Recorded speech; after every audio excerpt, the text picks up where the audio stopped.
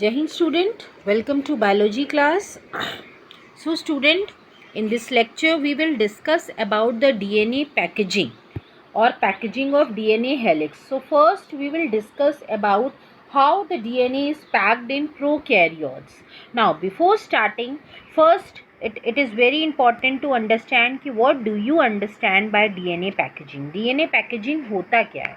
So simply packing करना means like you pack whenever you go to somewhere, तो आप luggage pack करते हो, तो एक छोटी सी स्पेस में आप क्या करते हो, लगेज में बहुत सारा सामान आ जाता है, तो आप जितना भी चाहो सामान को एडजस्ट कर सकते हो, लेकिन एक प्रॉपर वे में.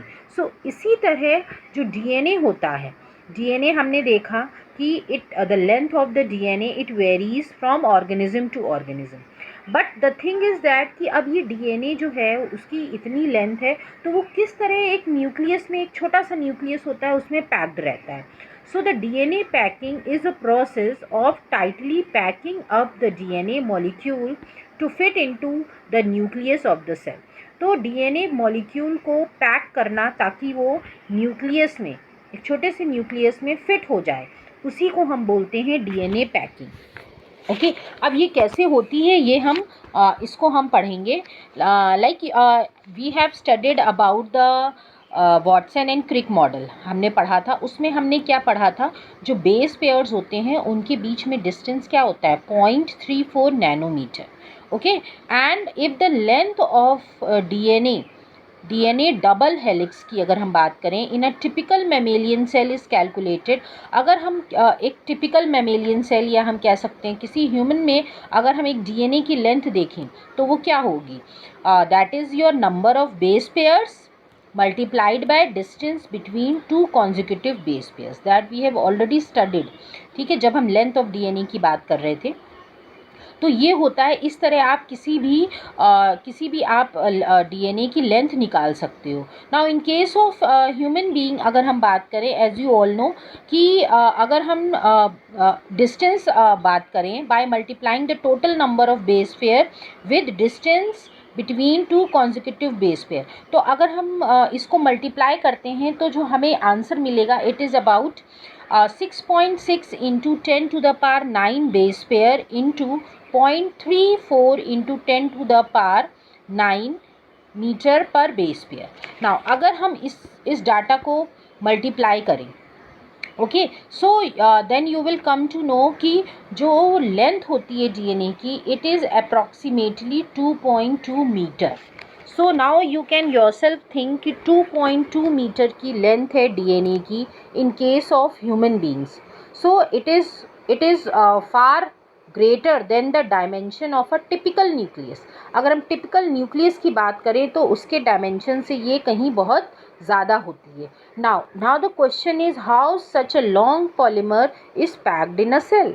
अब क्वेश्चन यही है कि किस तरह पैक्ड हो जाता है जो इतना बड़ा इतना लेंथ है, 2.2 मीटर की लेंथ डीएनए की, किस तरह न्यूक्लियस में पैक्ड रहती है.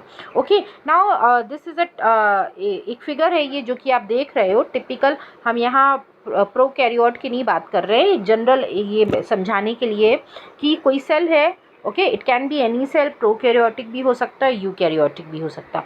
इसके अंदर न्यूक्लियस होता है और आप देख रहे हो न्यूक्लियस के अंदर क्रोमोसोम्स होते हैं और क्रोमोसोम के अंदर जो है डीएनए सीक्वेंस प्रेजेंट होता है. तो ये स्ट्रक्चर होता है. अब यही चीज़ जो है न्यूक्लियस में जो है किस तरह फिट रहती है. So as you all know DNA जो है, डीएनए अभी हमने पढ़ा, सेलिएंट फीचर्स पढ़े थे डीएनए के वॉटसन क्रिक मॉडल में. तो डीएनए एक कॉम्प्लेक्स ऑर्गेनिक मॉलिक्यूल है, ठीक है, and this is found in both eukaryotic and prokaryotic cell and also in some viruses.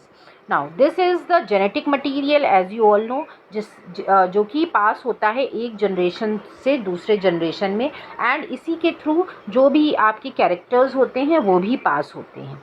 Okay so now किस तरह हम बात करें प्रोकैरियोट्स में किस तरह पैकेजिंग होती है. Now in prokaryotes like E coli की अगर हम बात करें तो इसमें वेल डिफाइंड न्यूक्लियस नहीं प्रेजेंट होता है.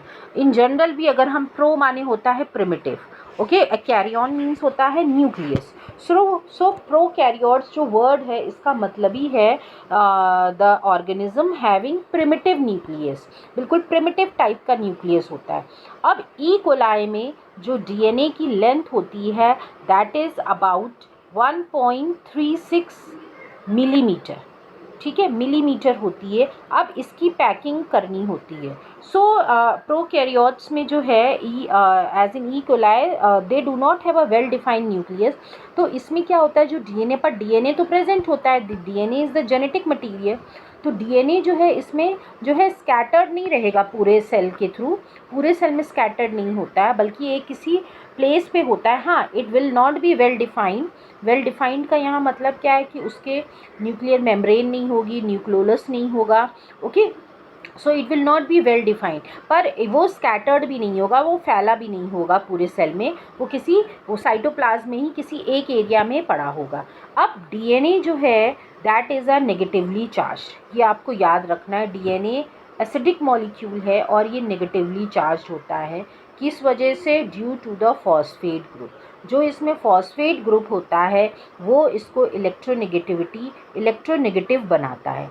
अब अगर ये इलेक्ट्रोनेगेटिव है तो अब क्या होगा कि इसको जो है डीएनए को कुछ पॉजिटिव चीज़ चाहिए जिसके अराउंड ये वाउंड होगा, जिसके अराउंड ये बंधा रहेगा, हम ये कह सकते हैं। ओके, तो ये जो डीएनए मॉलिक्यूल्स हैं वो कुछ प्रोटीन्स प्रेजेंट होते हैं इन केस ऑफ प्रोकैरियोट्स, जिसके अराउंड ये प्रेजेंट रहते हैं, क्योंकि प्रोटीन्स जो हैं they have the positive charge, और जब पॉजिटिव चार्ज और नेगेटिव चार्ज प्रेजेंट होंगे तभी वो एक दूसरे को अट्रैक्ट करेंगे। This you have already studied. Okay, तो ये जो है डीएनए मॉलिक्यूल उसी प्रोटीन्स के अलॉन्ग लिपटा हुआ पड़ा रहता है, जिसको हम बोलते हैं nucleoid. Okay, nucleoid that means कि nucleus like. Okay, nucleus like, ऑइड माने होता है लाइक, न्यूक्लियस जो न्यूक्ली वर्ड आया है वो न्यूक्लियस से आया है, तो न्यूक्लियस लाइक होता है। It is not a nucleus, क्योंकि ये प्रोकैरियोट्स हैं तो ये न्यूक्लियस लाइक होता है, वेल डिफाइंड न्यूक्लियस नहीं होता है।